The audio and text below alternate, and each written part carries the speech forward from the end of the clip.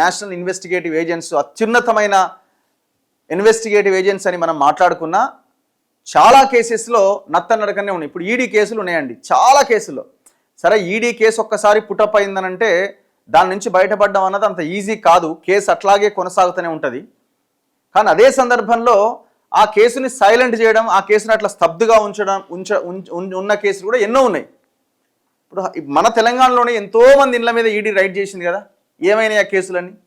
ఎక్కడ పోయినాయి ఆ కేసులన్నీ? చాలామంది పొలిటికల్ లీడర్ల మీద, రియల్ ఎస్టేట్ మాఫియా మీద, హాస్పిటల్స్ ఓనర్స్ మీద దాడి చేసిరు కదా. ఏమైనా ఈ కేసులన్నీ?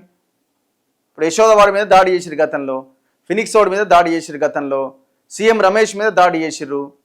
ఇట్లా ఎంతోమంది రాజకీయ నాయకులు రకరకాల వాళ్ళ మీద దాడి చేసిరు కదా. ఏం కనుక్కున్నారు? ఆ కేసులు ఏమైనాయి? ఈ ఎన్ఫోర్స్మెంట్ డైరెక్టరేట్ని రాజకీయాల కోసం వాడుకుంటున్నారని. ఎవరు అధికారంలో ఉంటే వాళ్ళు వాళ్ళ బీజేపీ అధికారంలో ఉంది, బీజేపీ వాడుతున్నది. గతంలో కాంగ్రెస్ ఉంది, కాంగ్రెస్ వాడింది. అంతే కదా. సేమ్ గవర్నర్ల వ్యవస్థ కూడా అంతే. వాళ్ళు నియమించిన వాళ్ళే కేంద్రంలో ఎవరు పవర్లో ఉంటే వాళ్ళే గవర్నర్లను నియమిస్తారు. వాళ్ళకి ఇష్టం వచ్చినట్టు వాళ్ళు వాడేస్తారు. ఆనాడు కాంగ్రెస్ అయినా ఈనాడు బీజేపీ అయినా. సింపుల్.